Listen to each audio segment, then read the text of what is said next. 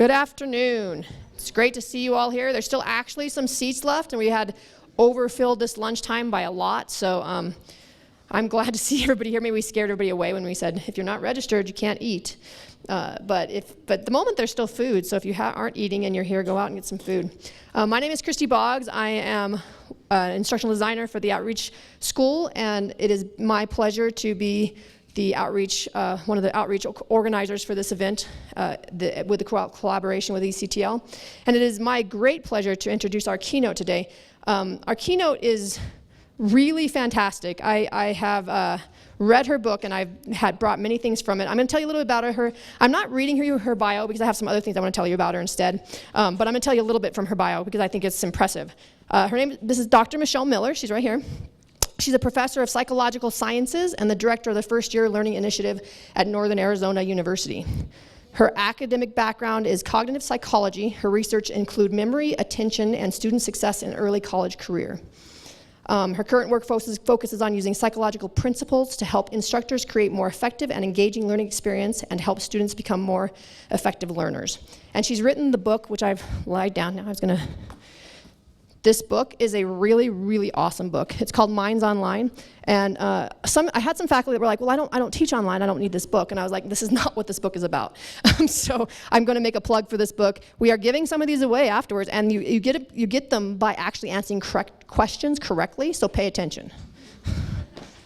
All right, so one of the kind of things I want to talk about is that some of the things that I learned from the book myself and from some of Michelle's work was one of the things that was a take home for me was how to use quizzes as an instructional method instead of as a grading method. And I thought that was a really great thing. And I'm not going to tell you much more about that. You need to read the book. But I really thought that was a really key thing, especially in really large classes, how you could use it as an instructional method and really help your students. One of the things she said in one of her sections, she did a whole course of design of a really large, I guess it was probably psychology class at Northern Arizona. And after the course design, they had higher grades, less likely to fail, and learned more material. I don't know how that's not a slam dunk. So I thought that was really impressive. Couple of quotes that I pulled out. I actually highlighted this book beyond kind of to oblivion. And so I pulled out a couple of the ones that really resonated with me because there was a lot of good stuff in there, but as in my position as outreach school, I have been consistently saying how distance learning and classroom learning is coming closer together, and how, you know, I've also been known most of my career as the technology person, but I fight that a little bit because I like to think of myself as a pedagogy person. And so I have a couple of quotes, and one of them, this is directly from the book. Boundaries are breaking down between strictly traditional and face-to-face classroom instruction and online instruction. And that's kind of a lot of what she talks about in the book, not all by any stretch of the imagination. And the second quote I really like is, I don't believe that instructional technology promotes learning by its mere presence, nor does it let us evade some of the apparently immutable truths about how we learn, especially the fact that learning requires focused attention, effortful practice, and motivation. Rather, what technology allows us to do is amplify and explain the repertoire of techniques that effective teachers use to elicit the attention, effort, and engagement that are the basis of learning. And with that quote, I'm going to turn it over to Michelle and let her take it away. Right. Thank you so much, Christy. That's an incredible introduction, and thank you so much for choosing this session to spend at least the middle part of your day on, and for so far you all have been incredible hosts, and I'm really enjoying interacting with and learning about the great work that's going on here. So, you know, as Christy said up here a little bit, I'm a cognitive psychologist by training. So just to give you some perspective on where I'm going to be coming from today in the session that I put together for you. So, you know, coming from this disciplinary perspective, I spent a lot of my early work as a grad student and as an early career academic on theoretical issues like memory, working memory, attention, language, thinking to a certain extent. And, you know, while like any academic, I'm tremendously devoted to those areas, like all of you did, I would say, I came to work at an institution that prizes and values teaching. And so naturally, pretty soon after I came to work at Northern Arizona University, I started really refocusing a lot of my work more on applied issues. especially in how I could take what I felt was the best and most applicable, most relevant findings from my science, from my discipline, and put that in the hands of people who really are out on the front lines of teaching and learning, especially people who are pushing out into these new territories, such as blended, online, hybrid, and so forth. So, you know, the idea of bringing psychology to teaching is not a new one. I'll never make that claim. And everywhere it seems you look, people are calling for more empirical, more evidence-based approach to doing what we do. But even so, I continue to think there are real gaps where a lot is lost in translation. Because we on the research side, and I still have a little foot in the research side, we don't make that very easy, do we? So it seems like there are thousands and thousands of journal articles and findings, all of which could maybe be useful for what you do, or maybe not. It's very, very hard to winnow through those. And then you pile on top of that the usual sort of disciplinary jargon and inside baseball, and it's just really, really tough. So that's also where I've chosen to concentrate in helping people kind of winnow down to some of the most applicable principles, some from classic research and some from more cutting edge stuff that's going on right now. So, you know, the same is true for teaching techniques. So if you look at the teaching journals, the general ones and the disciplinary specific ones, those likewise have hundreds of things that you, in theory, could do in your classroom. But which ones do you pick, and which one is a good fit for what you're actually trying to accomplish and what you're up against? And lastly, I mean, it's true of our educational technologies now too. Right? So there was a time, which some of us do remember, when you were just casting around for, is there some technology that might in some way serve my purpose here? And that's not where we're at right now. Right? Now it's, I opened my email and 10 new tech companies sprang up, and how am I on their list, and what do all these things do, and they're all buying each other. So there too, it's a question of how can we be selective? What principles can guide us in that selectivity? Because yes, just having the tech in there is not going to be a benefit to our students or advance our goals. So, you know, what we're gonna do today in this session, how it's more or less going to be structured. We're going to first get into the three areas from my science, from cognitive psychology, that I feel are the most germane, that every teacher and learner, regardless of technology, honestly, ought to be conversant in, and that can help us the most. So I'll share with you some principles that lead us to concrete design suggestions and some specific ideas and examples that map onto those. So more on exactly what those are in a minute. But then, time permitting, because this is all customizable depending on where I feel the group is going, I'd like us to flow into what I feel is another really key issue, and one that in my current work I've been focusing on a lot. And that is the side of learning that involves eliciting the productive student effort, which I firmly believe is the basis for all rich learning, full stop. So I'm guessing that many of you share that value as well, and yet find that it is a constant challenge in your teaching practice to figure out how to do that. And here too, the science is there that can suggest some of the principles, not easy answers, not magic dust that we sprinkle on and the problem goes away, but tell us how we can, number one, elicit the effort from students through the design of our learning experiences, but also how we can get students to learn more about their own motivational processes, their own cognitive processes. Because after all, after they leave here, that's what they take with them, right? The ability to manage their own learning and their own productivity and motivation for the rest of their lives, right? So it's a pretty ambitious slate. I'm glad we have an ambitious group here, so fasten your seatbelts. All right, so that's where we're going.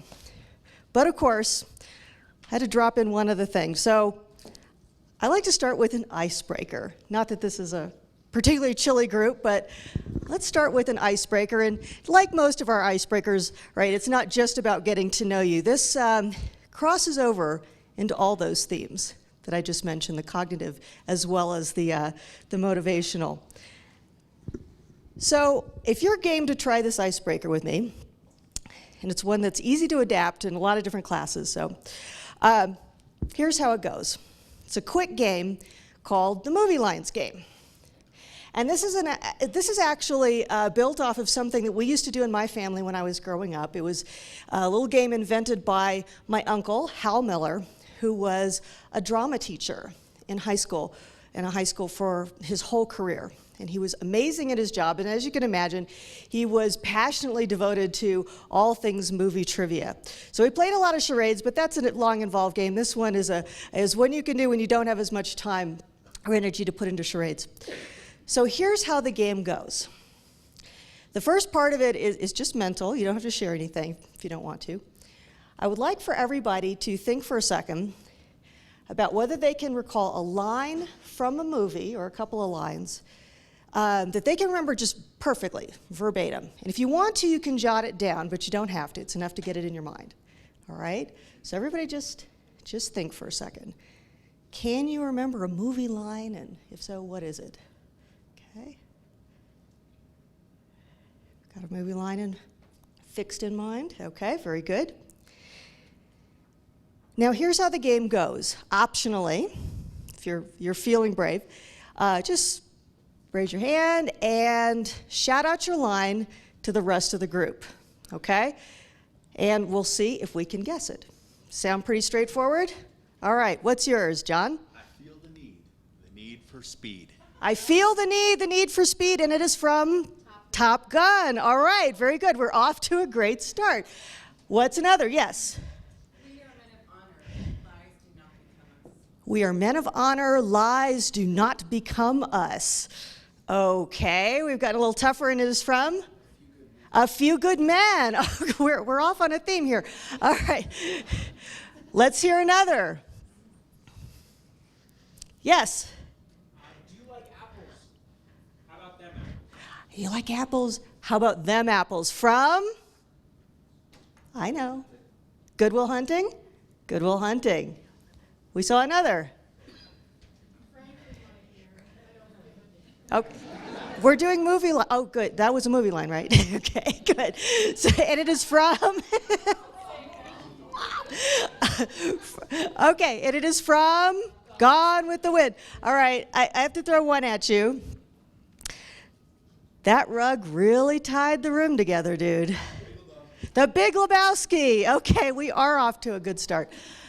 All right, so this is fun, and you can kind of get to know your students, although I would suggest if you're doing this, you set some parameters around PG lines, even if they don't come from PG movies, because you don't want to get to know them too well. All right, so you know these lines, and you know them well enough to where other people, maybe people you don't even know, can guess them. So you do have some amazing powers of memory and knowledge. So who can tell me the third sentence, verbatim, that Christy said as part of my introduction? She didn't even know. All right. We don't know, do we? And that was 6 minutes ago, and was part of an event that you're going to be spending a good chunk of your day on, and we all went to a lot of trouble to put together, and is incredibly important to you. So what is going on here? You remember these movie lines. You remember them perfectly. You saw that movie. I mean, Top Gun is not a recent movie. Neither is Gone with the Wind. And you don't know what happened 5 minutes ago. So I'll have to run around with the mic just to get a little bit of input on why.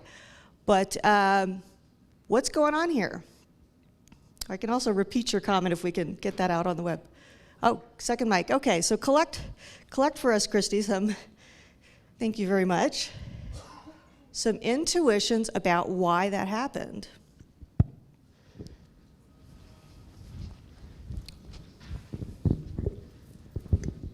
As much as I'd like to say that Christy is evoking the affective domain, and she does, she's incredibly inspirational, but in those movies we're very emotionally charged, so we tend to remember that which leaves us feeling very excited or stressed or highly emotional.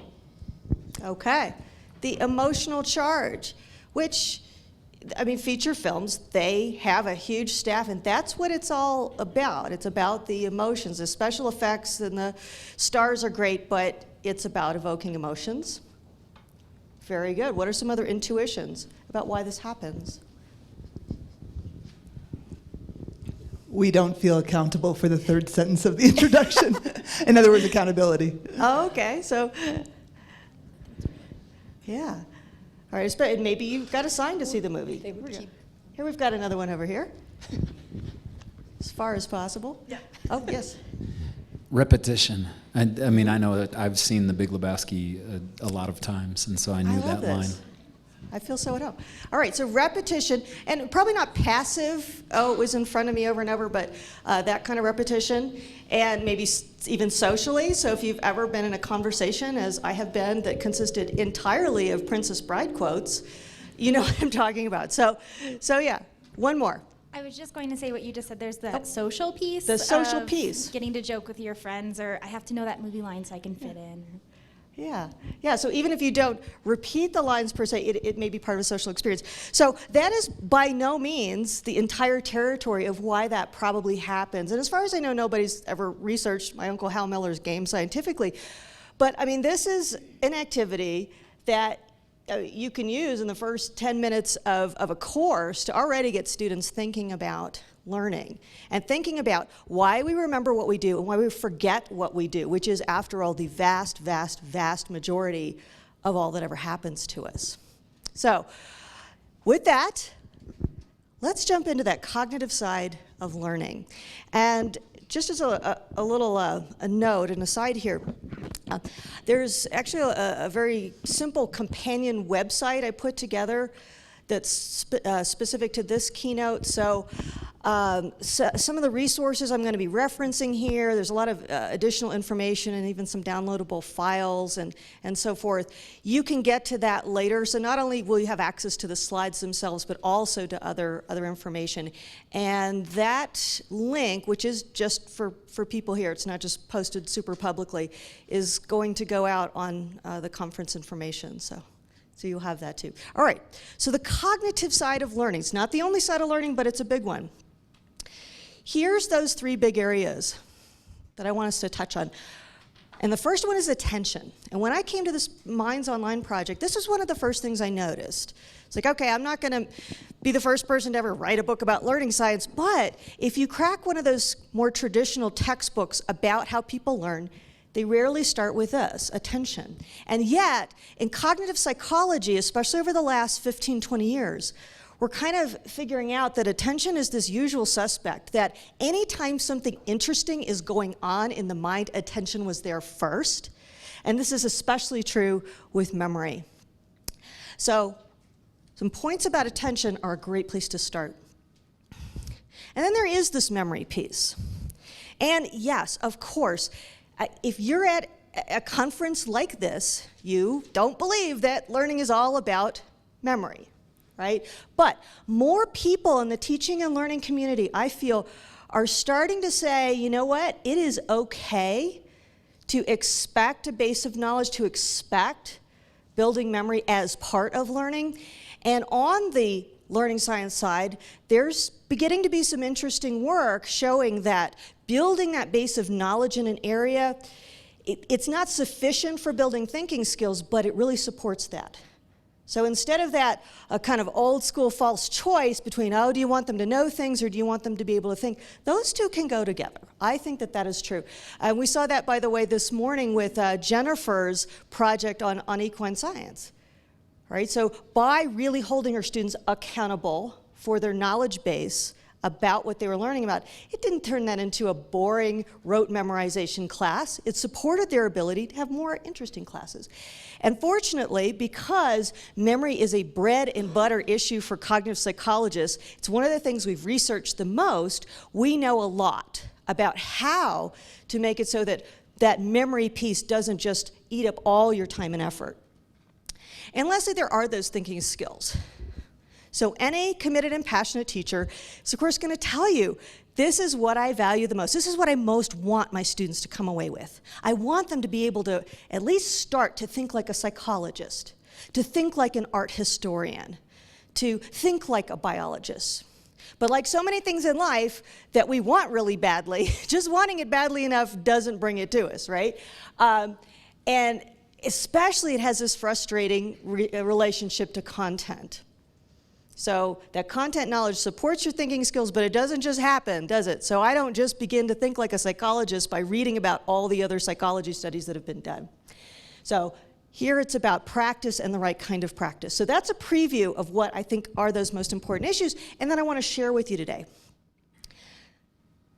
So a couple of highlight principles, just top-level principles about attention that I wish all teachers knew.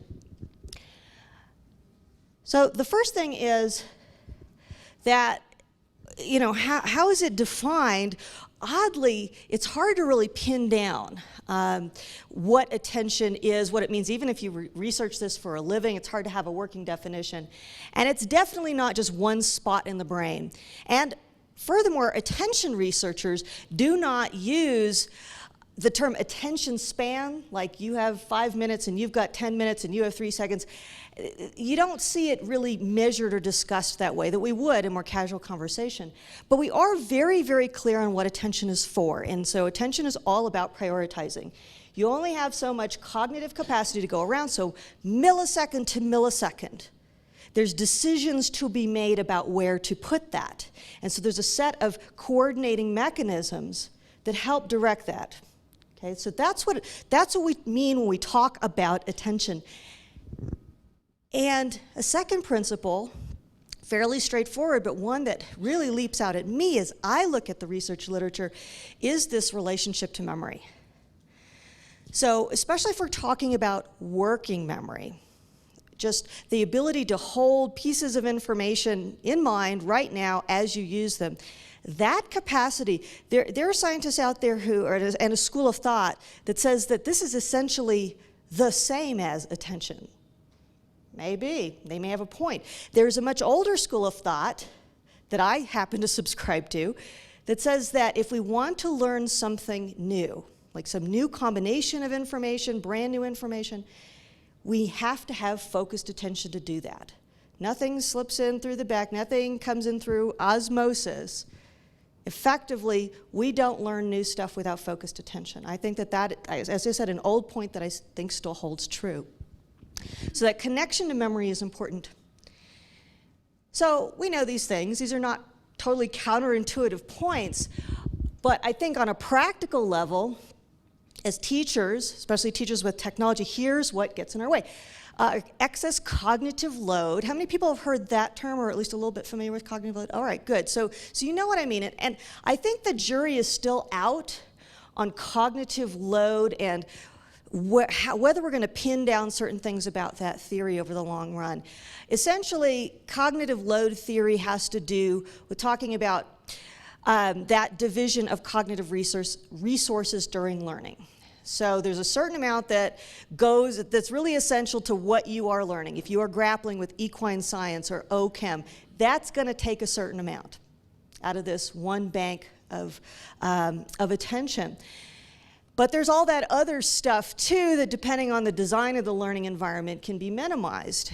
Things like having the instructions for a task in a different location. Just that switch back and forth sucks out of that one limited bank of attention. So that's where cognitive load can come in. And as you could easily guess, in learning environments that are dividing attention up in lots of non-essential ways, that leaves less left over for the important stuff. Here's another one that I think can be applied to learning tasks. It's an old concept as well, but one you don't see crop up as much in learning science, and that is the idea of automaticity. And here too, we may deride this as, oh, we don't want just rote processes or whatever, but it is true that as we learn something and learn it very well, certain aspects of that task start to suck down less attention resources because we've overlearned them so well. But when we don't have those lower level things really nailed yet, then again, I have less left over for the hard stuff. And we'll revisit that concept in a minute, so be thinking about that. Here's another that we will revisit towards the end of our experience today, and that is what I've come to call, delicately enough, Dysfunctional multitasking. Okay, so we have a few chortles of recognition. Dysfunctional multitasking, which may sometimes simply be a choice a person makes. Like, I think I'll watch these cat videos and text my 5 friends at the same time as I am doing my OChem take-home final. That's a good choice, right? Sometimes it's that, but I think it also sometimes traces to a lack of real, honest understanding of the limitations on our attention. So those are some of the things that I think can get in the way as we seek to use attention more effectively during learning. So some concrete take-home principles for the design of learning, the choice of the technologies we want. Here's one that I think is simple but very easy to forget about, and that is that human cognitive system, our system for attention and so on, is not wired to keep us continually alert and focused when we don't have to respond. So asking students to respond, making sure that whatever you're presenting with them is alternating very frequently with something that they have to do.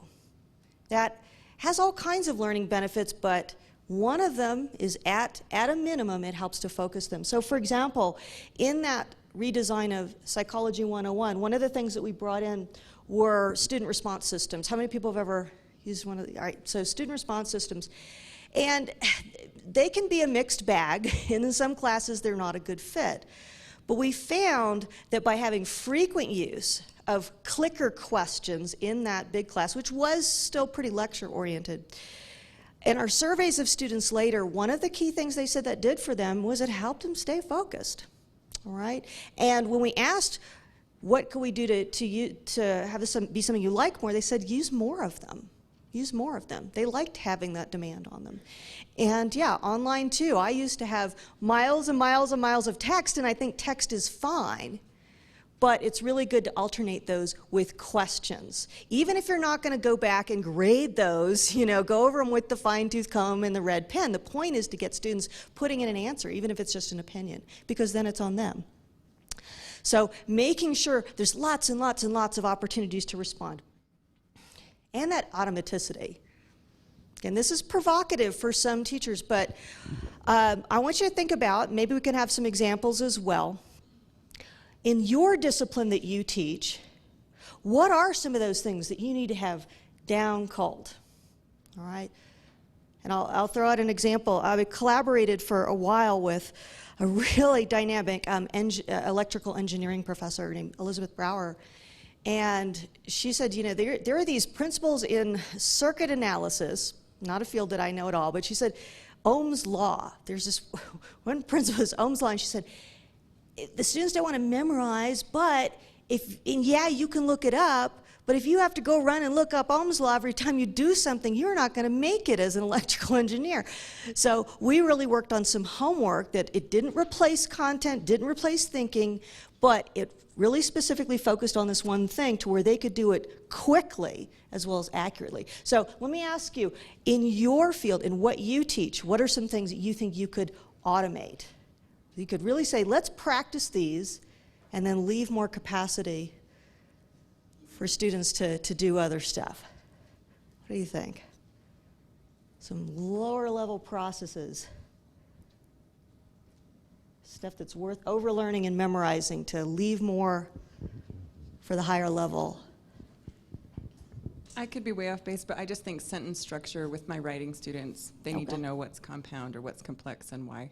Yeah, yeah. So by the time they're like revising their whole paper and they're grappling with all the ideas, if they're already dividing that against, okay, now she's saying I need to look at my sentence structure, what was that? Yeah, so practice that so that doesn't become a real drain on resources. All right, great. What do you think? Something that we don't make kids memorize, but molar masses in chemistry, making sure that moves quickly. Yeah, all right. So sort of like Ohm's law, you don't have to run and look it up? When I'm teaching psychology writing, just that wonderful APA citation style. Is it on? I think so.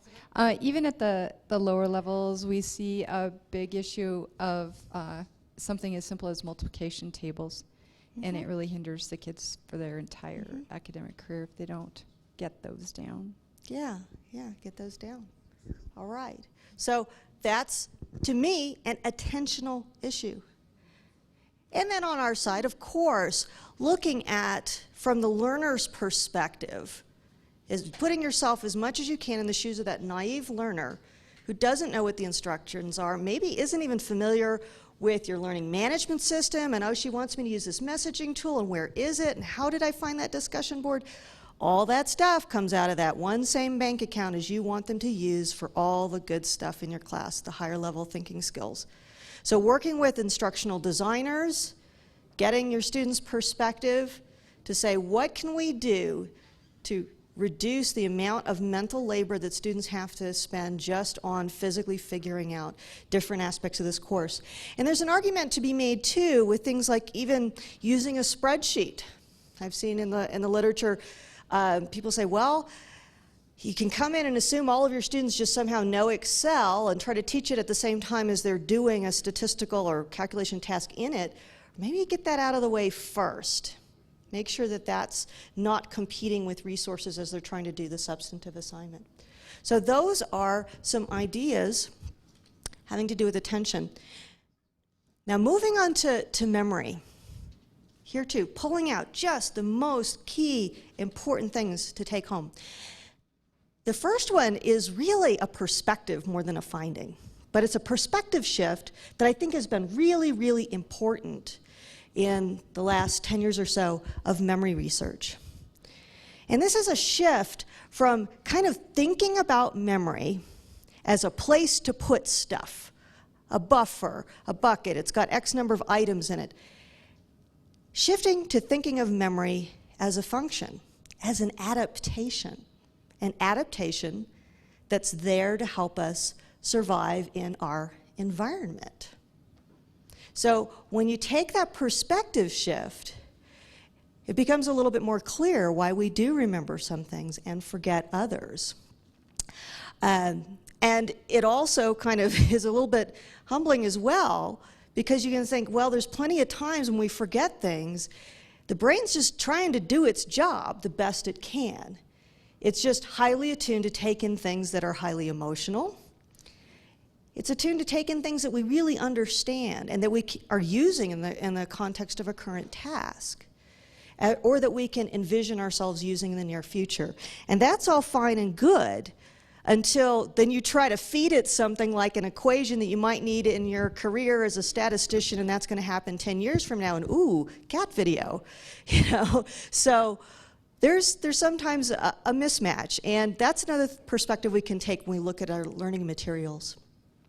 That context is also very, very important. So the brain also is set up to serve up the right information in the time and place when you're going to need it. So, for example, if you've ever blanked out on a test, you might chalk that up just to emotional factors, but think about the cues you're getting, especially if you're taking that test in a time and a place that's completely different than when you studied, and you've studied just in one context. Your brain is like, oh, well, we just studied this in one giant 8-hour binge at the library. That's where we need the information. Got it, Chief. All right. And then you walk into your final exam, and everything's different. You feel different. Your emotions are different. The room's different. That can cause forgetting. So context is important, too. And lastly, we have come to be very attuned to the processes we actually use as we take in information. That is just as important as our intentions, as the context, as everything else about it, what you're doing with it.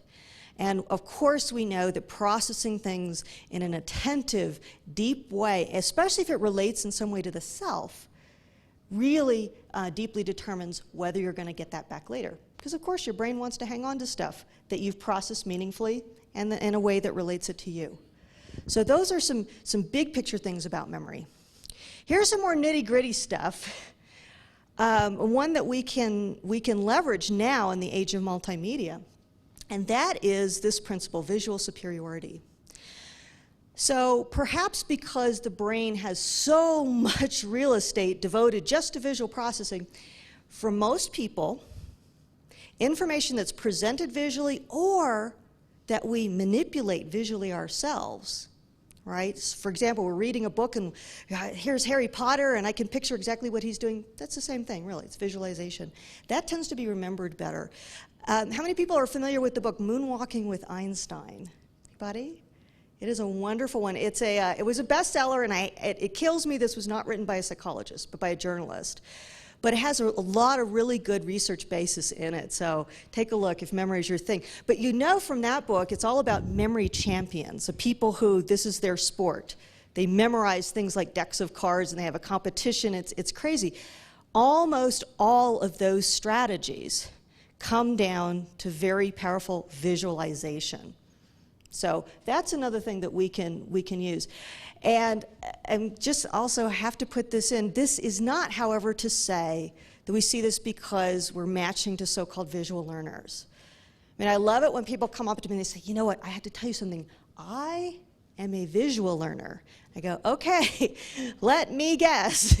You also cried at the movie Inside Out. Everybody did. So this does not make you special. So this is true of most of us. And cognitive psychologists, for the first time we ever really saw that theory of matching visual learners and auditory learners and so on, that seemed very fishy to us just because of what we know about how the brain takes in and swaps around information. And there's also been some very direct work done over the past few years that to our mind, does debunk this theory. So that's just where I'm coming from with respect to that modality question. And lastly, what I would share with you is what I've come to call the big three in applied memory research. My term, but big three, if you take away three things from it, here's the ones to take about just very practical, what kind of practice leads to better recall in a less amount of time. And the first one is the testing effect, also known as retrieval practice. And so I'm asking for a lot of shows of hands here, but it's really giving me a good perspective on you guys. How many people have heard of the testing effect or retrieval practice? This was a big part of another good book, Make It Stick. That one was written by psychologists. Okay, so this is a very powerful and obviously very applicable principle that goes like this. It says that when we pull information out of memory, we're on the spot to have to remember it. We're practicing retrieving it. It is kind of like, let's sit around and reminisce the movie lines from Princess Bride or whatever.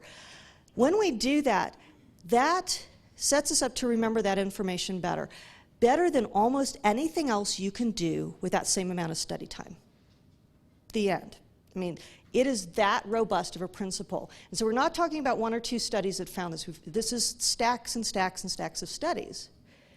And it's cool because it also holds up across so many different kinds of tests. Even tests that are multiple choice and you don't get feedback. You'd think that those are terrible.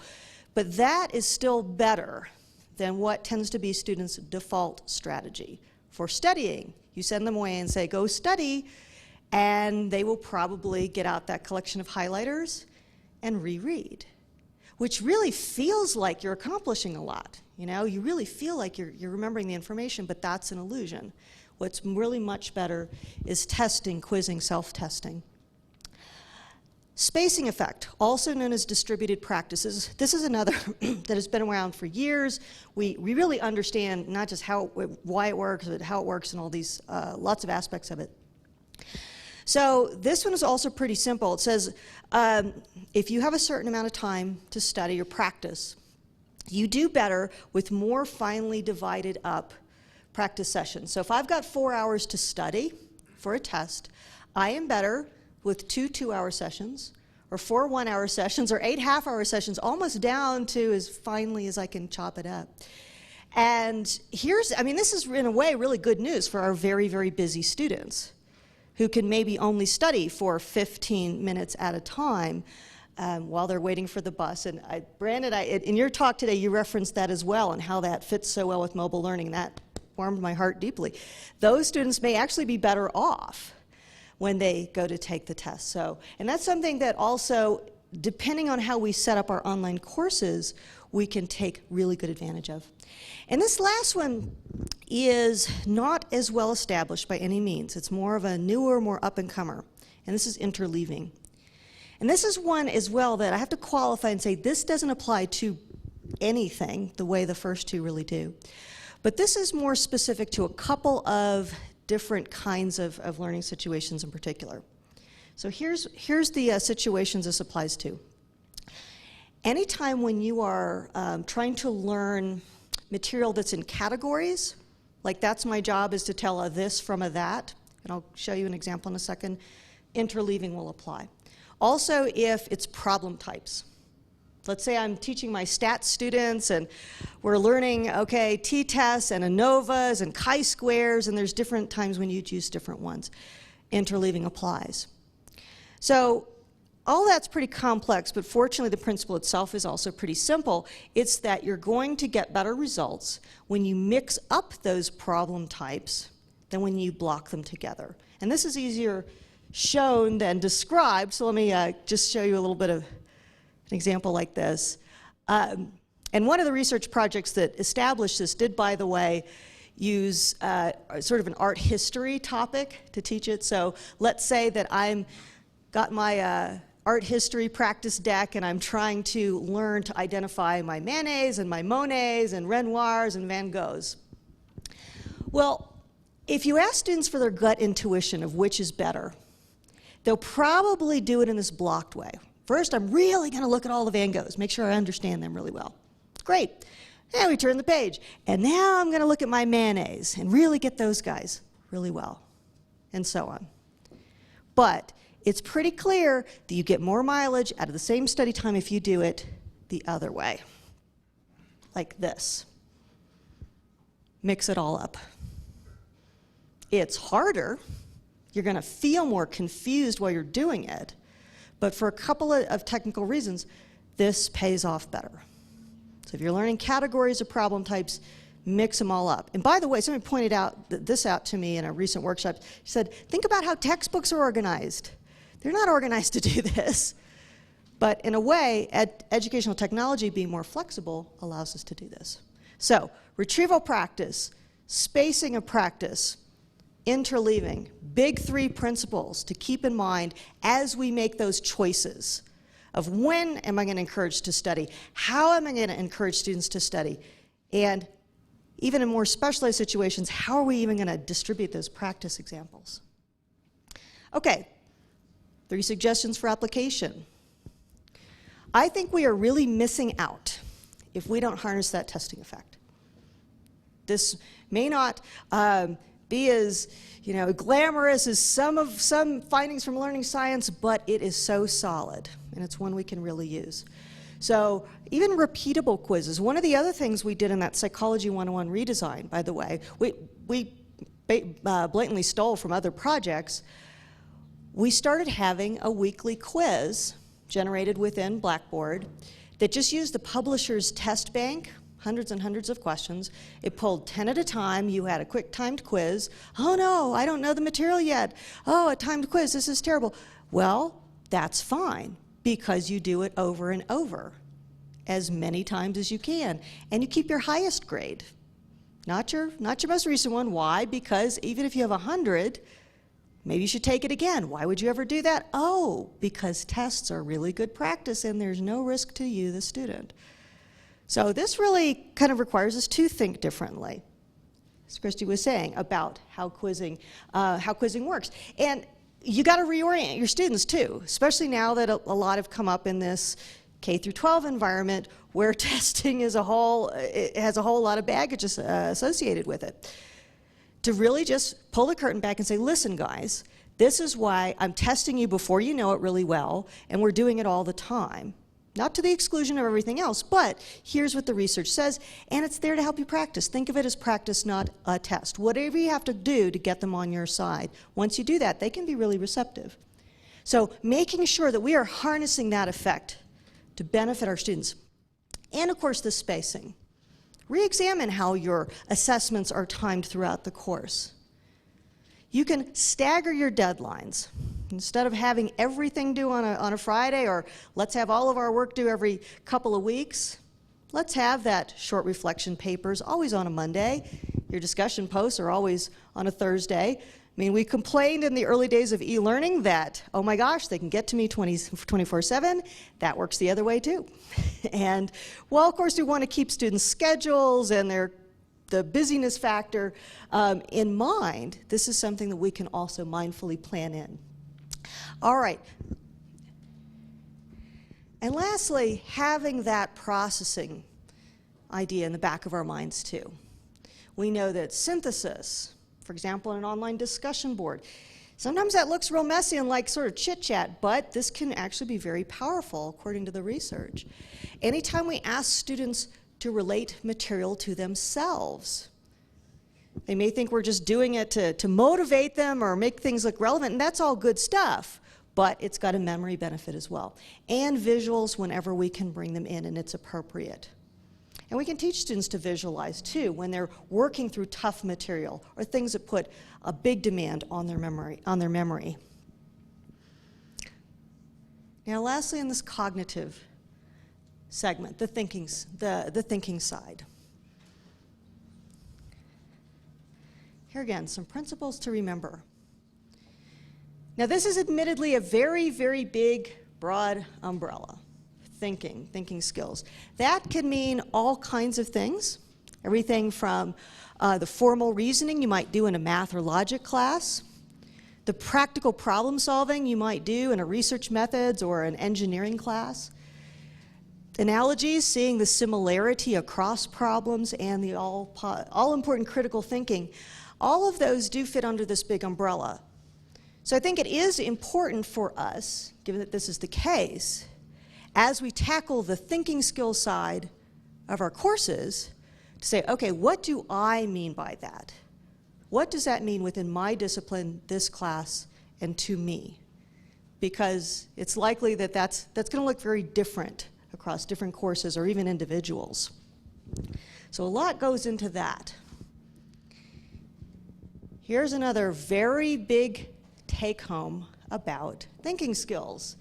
And it's one that makes our job as educators incredibly difficult. Or you want to see it as the glass half full, gives us job security for all time.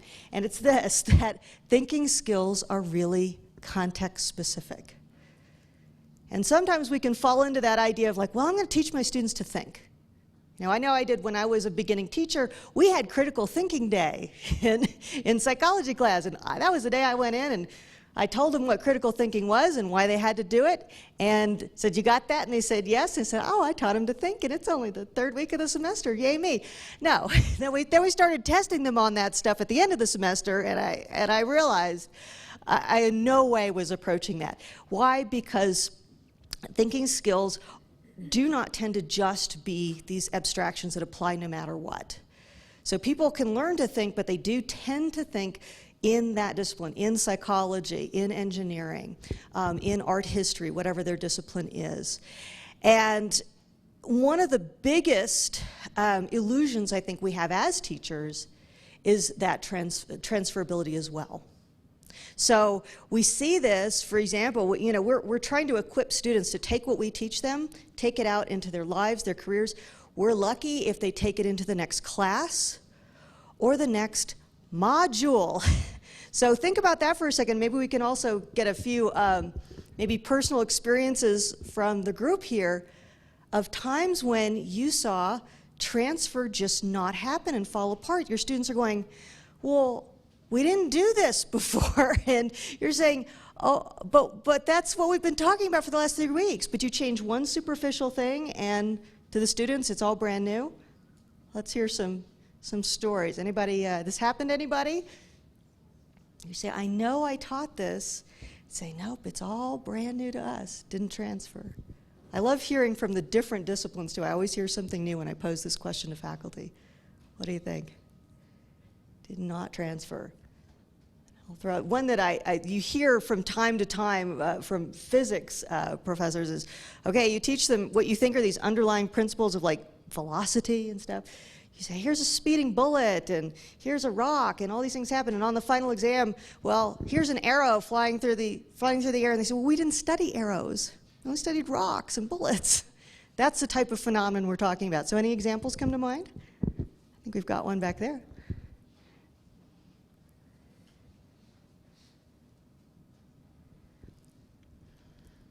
I don't want to be the microphone hog, but I did come up with a good example. I teach principles of biochemistry online, and we do a content-based component, which is through vodcast, and then we also do a lot of critical thinking through literature, and I call it the DA Club, Harry Potter.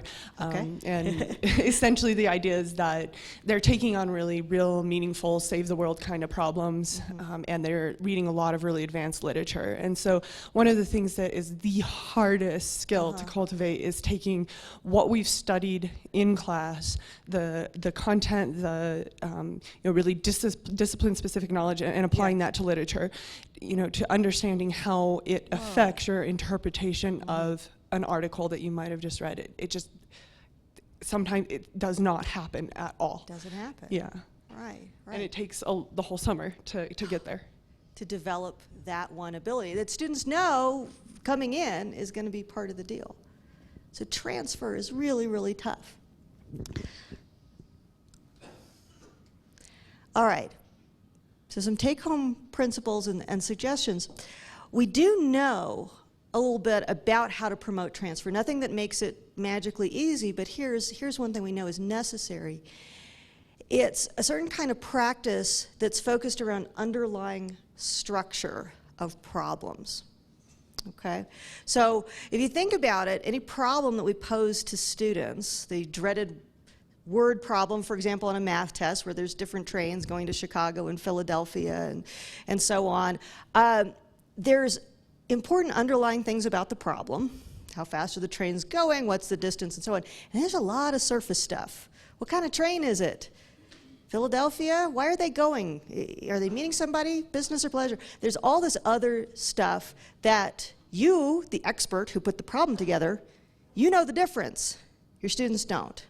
So that's one of the things that's really helpful, is to practice on lots and lots of problems that look different on the surface but are the same underneath. When you do that enough, it helps break down that context specificity, and you start to see transfer a little bit better. So that's one of the things. It does come down to repeated practice, and the structure matters. Now, critical thinking, we're going to take on in too much detail today because it is yet another problem within a problem of building thinking skills. It is very, very tough. That's kind of where we're at in the study of critical thinking right now. Now, it also depends on how it's defined. There's lots and lots and lots of different ways to define what critical thinking is, and I actually don't see that as problematic. We just need to know, again, for our discipline, our students, what does it look like when they can critically think? All right, but even when you have that figured out, there's lots of reasons why it doesn't happen. And if we don't mind running around with some microphones again, what are the barriers that get in the way, you think, when you go to teach critical thinking? And you can tell students what it is, you can passionately advocate for why it's important. What gets in the way of the critical thinking? What do you think? Brains have been hardwired to learn what we've told them to learn for years and years, and it's hard to get them to break out of that mold. All right, so it's a habit of mind that they haven't practiced, right? So it's not just, oh, hey, do this today, and they go, oh, all right, great. You have to unlearn some other things. Right, we have a comment over there. Okay. Sometimes it's vocabulary. Vocabulary. So asking them to think about what were the inferences behind this article produced. The facts behind this article are, and I realized immediately, you don't know what an inference is. Okay. Versus a fact. Yeah, so here too, although we like to draw a bright line between, okay, here's the memory, all that stuff you just have to know, and here's the thinking, that's a fuzzy boundary. You got to be able to think critically about something. Yeah, TK. Yeah, Michelle, I think critical thinking is hard, and we live in the microwave number 3 value Yeah. meal. We want the answer, so Yeah. people just shy away from doing something that takes a lot of effort. Yeah. Effort. And, the psychologists who are hard at work at this right now absolutely would say that this is harder and more effortful. And TK and I had a really cool conversation this morning, by the way, about the transformations needed to really deeply change thinking. So I would say if this is your issue, talk to TK. He's got some really cool ideas. And I mean, as it says up here too, it's also a problem of when to do it as well as how to do it. So just because I know how to critically think about something doesn't mean I'm going to do it at the right time, especially if I'm not feeling like putting in the effort right then. So this is a big naughty problem.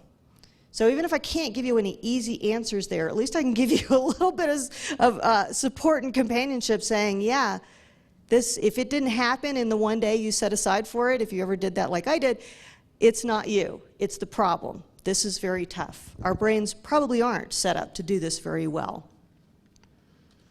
So as before, a couple of quick take-homes. Building thinking skills in your class, I think, starts with a plan. Starts with a plan. It's very easy and very natural for us as disciplinary experts to really focus on content as we plan a learning experience or a whole course. So as we sit down, we go, okay, what are going to be is going to be chapter 6 in there, and should we, trade that for chapter 5, and which textbook am I going to get, and should we have a guest speaker? That's all great.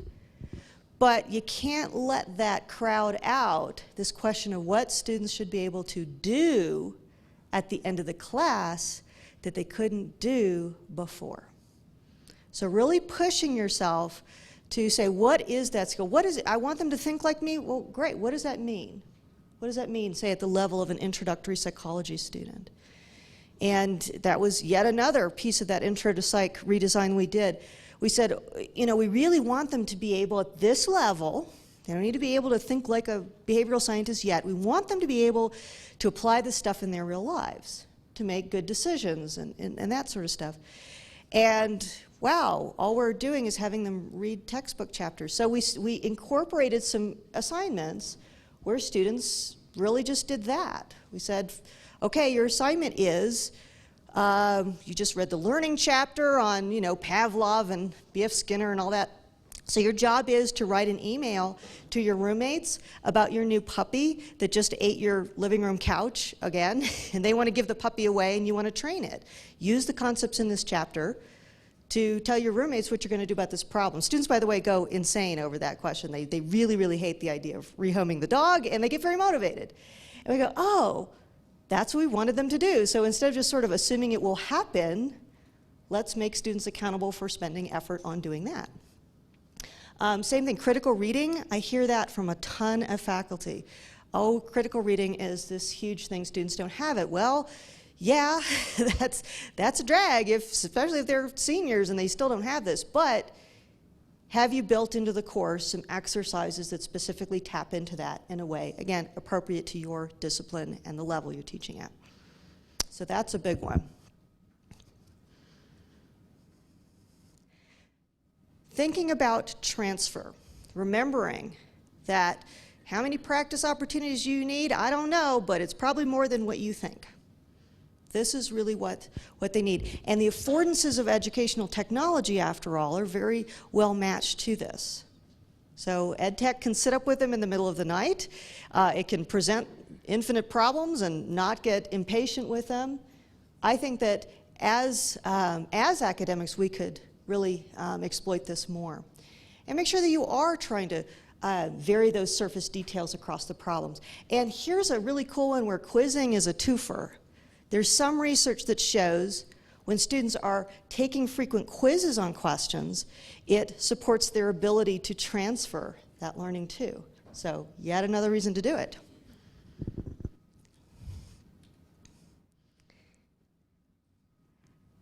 And lastly, thinking about learning activities that simulate or put students in scenarios similar to where they're going to want to use the information. Because thinking is context specific, because we want to do very direct practice of the skills we want students to have, these can be really compelling ways. Now, there's online tools for simulation. They tend to be they are specific to disciplines. In that website, I linked in one of the classic ones for psychology, which is a simulation called Sniffy the Rat. He's been around for a long time. So instead of having an actual rat lab that I got to maintain and people get bitten and all sorts of bad things happen, there's a simulation, a little animated Sniffy. And by now, many thousands of psychology students have gotten to interact with Sniffy and learn those very dry principles of behavior modification through that. So let me throw it out to you. Are there simulation tools that you've seen in your discipline, any kind of tools that allow students to actually work with the information or do what they would need to learn? Anything that you'd like to share with the group? So I've got my animated rat. You got a competitor for that? Okay. All right. It's always worth a shot with that one. Even failing a specific dedicated tech tool, students can also really get into role playing. For example, playing the different parts in a court case. If I were teaching about, say, recovered memory, I could do that. Case studies, there's a very rich literature around case studies, also problem-based learning. So those are things, if you aren't already flowing those into your course, you may want to think about doing that. Okay. So the very last piece of the puzzle before we open it up for more general questions and discussion is this motivation question. And this is something that I'll tell you is a very resonant issue with faculty in all kinds of institutions, people that I talk to. This really gets under people's skin. And this has been an eye-opener for me too. I will tell you that when I wrote Minds Online, it was never supposed to have a chapter on motivation. That was not part of the plan, it was not part of the proposal. But it's a chapter of the book that I've engaged in some of the best conversations about. But it came about only after I kind of hit a point in the book where I said something is missing, and I had to email my editor late at night and had all this drama, because in a way it's not really part of what I do. It's a little out of my lane as a person looking at the cognitive side. But as I've come to study and share all those strategies around thinking and memory and attention, the more I realize they don't work without this. Because a lot of those do take more effort. They do take more effort than sitting with a highlighter or cramming in one big session and hoping for the best. If we don't look at students actually applying the work, then those are all just theoretical ideas that may as well just sit in a journal in a library. We also, more of us are increasingly talking about how blended and fully online environments put more on students and their motivation, their ability to regulate themselves. Not because these are bad learning environments, but because it's just really easy to go into out of sight, out of mind mode, right, with those. So some points to keep in mind about motivation and some things that I think we can actually help students out with. I mean, there's some basic design suggestions that have to do with classic research in what motivates people that we can kind of build in for students to help keep them moving along. Just like with thinking skills, I think it starts with a plan, right? So there was a time in teaching and learning when we didn't make up learning objectives. We just sort of chose a textbook and said, okay, here's what students are looking at. Now we're very planful, right? We say, here's specifically what I want students to achieve. What if we did that for motivation? Even if we didn't share it with students, if we said, okay, here's my ideas for the themes, the values, the incentives, the way that assessments work, that are going to help keep students working throughout this challenging experience. So it starts with us, and it starts with a plan. That's one big design suggestion. Here's another that I think is incredibly important. It's what we've come to call in our first-year learning initiative, early and often. So this is quite simply what I would say is the opposite of the course design that a lot of us came up with, which is what I would call 2 midterms and a final. And that's like what happens in the class is textbook, 2 midterms and a final. This breaks down the assignments and the assessments starting, well, we tell people to start no later than the second week of a 15-week semester. Why? Well, it does take advantage of all that good cognitive stuff, spacing and retrieval practice, but we also know that human beings are more motivated in environments where they do get frequent feedback. Right? And lots of attempts and tries. I mean, think about video games. Who would ever play Halo or something like that if you had to wait 3 weeks to know if you just died and if you only got 1 or 2 lives the whole time you were playing? No, we like lots of attempts, lots of feedback. So early and often, really re-examining, making sure we're using that. But at the same time, trying to use routines, especially in online courses, which put so much of a demand on students' own willpower and motivation. So you really have to, you've got to overcome a lot of inertia and a lot of resistance if you're that student, like many of our students, who are doing their online work late at night after they've gone to work, they've taken care of their kids, they're taking care of their house. You can't make that problem go away, but you can give students a little bit of an advantage if we're in a routine early on. Because when we're in a routine that I check in every day, I do my discussion every Tuesday, when you're in a rhythm, that's just a little less that's on you to overcome in terms of your willpower. So these are suggestions for us. But I'll leave you with a few ideas of what we can do, kind of the next frontier, putting students in charge, something that I did not talk about in Minds Online very much, but I'm working on a lot now and talking with a lot of other faculty about. So just 3 things that we can teach them across the curriculum. Very briefly, because here I definitely don't have all the answers. I think the ideas are going to reside with you. If I had to pick 3 things to start teaching students to put them in charge of their learning, I teach them a little bit about attention and distraction, so I get students engaged and saying, hey, you know that choice where you're texting the 5 friends and watching the videos and doing your stuff? Ever think about whether that's a good idea? Teaching them a little, even non-technical stuff about how attention works. We could be doing that. That would help them out tremendously. This is linked into the website, so I won't talk about this one too much, but we even have a project at NAU that's going on right now. It's kind of like a mini MOOC for students that teaches them in a pretty engaging way, we think, about attention, distraction, and learning. And we have a lot of faculty who are very interested in assigning that as extra credit work. So even if they don't want to talk about it for a week in their own classes, they're engaging students in this other way. So, you know, we're all existing in this digital environment now, and I think we all, as lifelong learners, have to think about, how am I going to be the owner of my technology and not the other way around, right?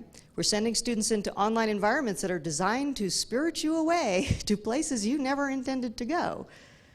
So that's a big thing we can share with them, as well as building into our own teaching practice. So that's food for thought number 1. Food for thought number 2, maybe we should be teaching students more about how their own memory processes work. Told you about it a little bit with the quizzing effect. That's one place, but maybe there's other things that we can say to students. Here's a really great way to learn these terms, these facts, things that go beyond just mere mnemonics, but really get at those deep underlying issues of memory. Maybe that could be taught across the curriculum. Here's just one tiny little thing that I shared with you up on that website, so don't worry about breaking this down right now, but if you're interested in just one simple handout you can give your students, I'm no graphic artist, but I challenged myself to pick just 6 things and try to express them each in a sentence and a little picture. That's what I would send students away with. This is something that could be taught in a lot of different areas, teaching students about their own memory. And skipping ahead to the last kind of food for thought I want to share with you. Maybe we ought to teach students more about how to manage and direct your own behavior. That's another big frontier. Teach them, how is it that you can make a change that sticks? Because after all, just like if they won't do it, all that research doesn't help them. Let's say that they do resolve to put their cell phones away during class and to use a better, more active quizzing strategy and not to cram at the last minute. All those are just good intentions if you don't know how to realize them. And here's the last thing I'll suggest to you as a good resource for some ideas to share with students that do come out of psychology. This looks like straight up pop psychology, but this was actually written by one of the researchers who studied for years and years and years how people make changes that stick. So it's called Changeology, obviously written in a very non-technical style, and he has a really good website as well that talks about how people make successful changes. So they do so by planning, by thinking about, what am I going to do when class is slow and I'm incredibly tempted to bring out my phone, or my friends are all texting me? What's my plan going to be? And how am I going to know if my plan is succeeding? So that's something that we can look at ourselves and maybe share with our students. So challenging them to think about how attention works in their lives and in their learning, having them intentionally build up some of their skills around memory and their knowledge of how memory works, and their knowledge, just even basic working knowledge of how do we execute a new intention or a new plan. That's sort of the next stuff that I'm hoping faculty like you are going to be pushing out into in the next years of teaching and learning. I'm going to stop there, go to the last slide, let us think about all this and have an exchange with our last couple of minutes. Thank you so much.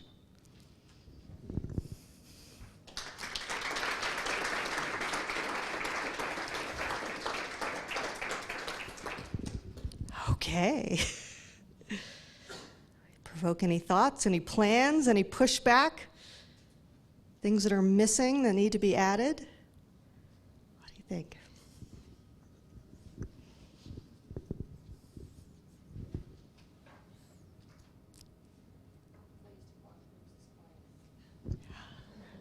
Bueller?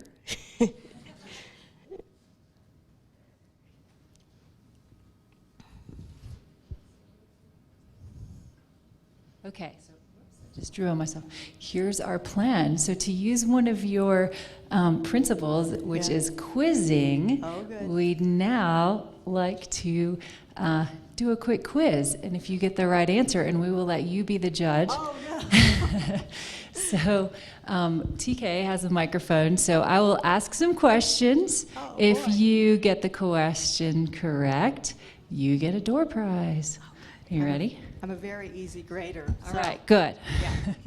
Okay, first one should be pretty easy. What is the name of Dr. Miller's book? Okay. Minds Online. Yay, you get a prize. Woo-hoo. Subtitle, Teaching Effectively with Technology. Awesome. Yeah. All right. So next she talked about she talked about 3 principles, attention, memory, and thinking. So for attention, what was one of the things she suggested that you as an instructor can do to help students with attention? We have some over there. One that I'd like to employ, use a clicker system or a response system. Okay. All right, using a clicker. All right, let's give it up for that. All right, good job. All right. Has anybody seen I'm going to try to pronounce it right, Plickers? Paper-based, it's like a clicker, but it's sort of like a tiny chunk of a QR code that you print out, or you can buy them from the company. Everybody holds up their answers and you scan them with your cell phone. I did this at a conference last week. It's black magic, but cool. You know, so if you don't want to grapple with the hardware or something like that, Plickers. I do use Plickers. You can print off the little cards, or I don't think they sell them anymore. I tried to buy some, but you can print them off very easily, and the kids manipulate the direction, and it's a very quick way to do a formative assessment.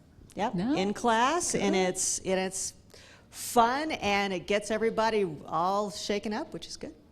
Nice. Plickers.com. Plickers.com. Plickers.com. All right, cool. Plickers, like paper clickers, right? Is that what they? Plickers. Yeah. Clickers. Yeah. Okay. All right. Next question. What is something you can do to help students with memory? What do you think? Oh, we got another. What I heard you say was visualizing is the most important. Visualizing is really, really important. All right, let's have a book. Awesome. let's give it up. Visualizing. Yay. Yeah. And a plug for Moonwalking with Einstein. Oh, yeah. I wrote that book down. Okay. It's a ton of fun. And the next question here, I bet you can guess what it is. What's Yeah. something you can do to help students with thinking?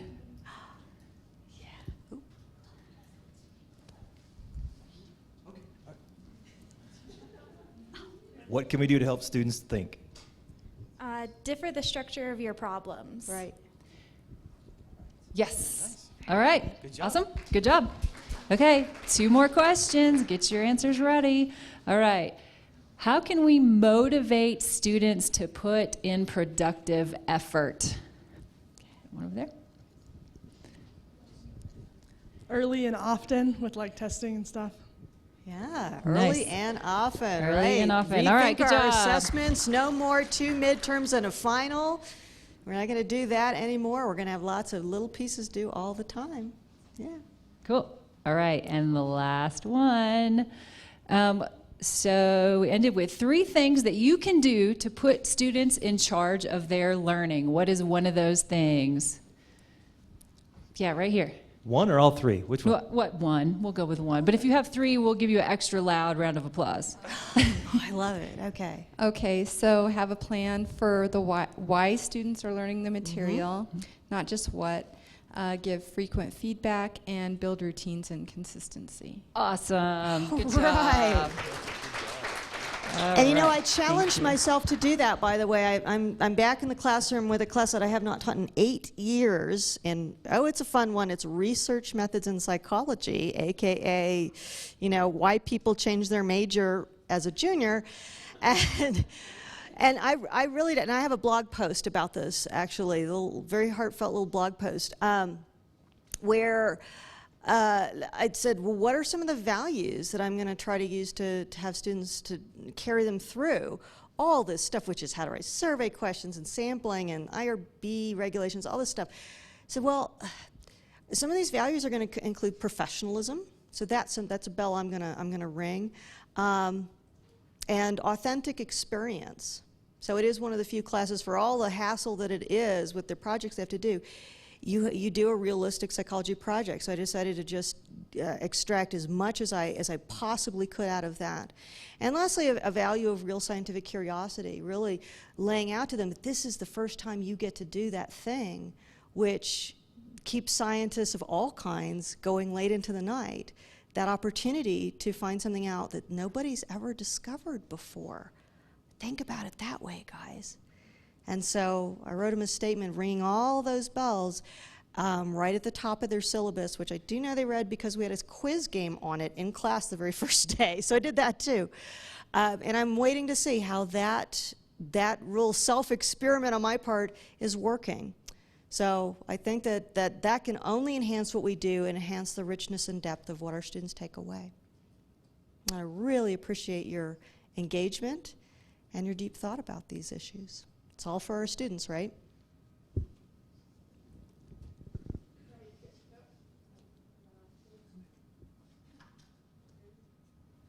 Testing. Oh, now we're working. Does anybody have any other questions? We have a couple more minutes with Michelle. I mean, you know, we have a very great expert here on stuff, so if you want to ask her some questions or challenge something that she said, see how it might work in your classroom. One announcement I want to make is that we actually had our drone person that didn't show up earlier, kind of a mistake on his part on timing, but he's willing to do this at 3. So if you were excited about seeing the drone and you didn't get to see the drone, then at 3 o'clock he will be down in the lobby of CO, and you can meet him there to go check out the drone if you wanted to do that. Anybody have any questions or anything? You can always go up and talk to Michelle too. She doesn't bite, I promise. All All right, thank you all for coming. Please get some more food if there is any. I don't actually know if there is. There's no more food. I'm getting the no. So there's no more food. Don't get any more food. Please see the rest of there's a few more sessions that are great this afternoon. We have one that was canceled, which was the gamer one was canceled. She's ill, so she's not going to make it, but the rest of the sessions are going, and we do have our drone back. So we should be good to go with that. Thank you all very much. Thank you, Christine.